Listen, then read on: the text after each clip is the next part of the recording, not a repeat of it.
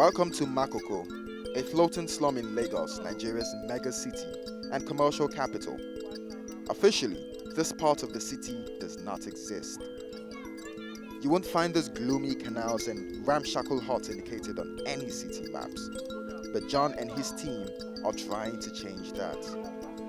Armed with their location tracking smartphones, they crisscross the waterways with the aim of putting Makoko and its approximately 300,000 inhabitants on the map. We are going around with a team made up of girls from Makoko to actually collect points of interest within their neighborhoods, within their houses, to put this on the map so we can have multi-layers of points of interest on this map. So we can see the streets and have easy navigation, and all of this can be on the map for free.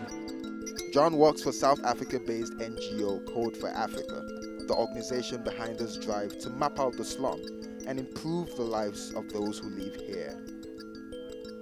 Every point of interest is carefully entered into the system, like Watanabo, a floating barber shop.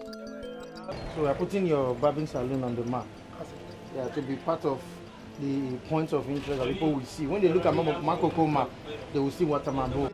Without property deeds, or even, in many cases, a legal existence, the inhabitants of Makoko live with the permanent threat of eviction.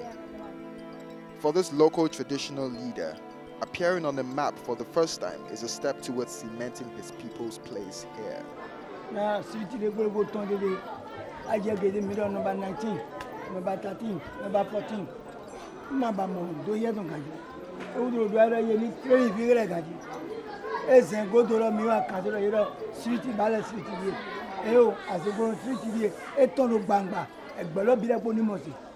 John believes that the inhabitants of this part of the city should have access to the same knowledge of their neighborhood enjoyed by those who live elsewhere in Lagos.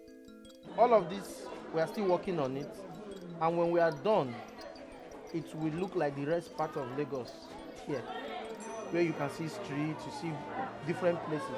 The public will now be able to see this neighborhood differently as the map is ready to go online.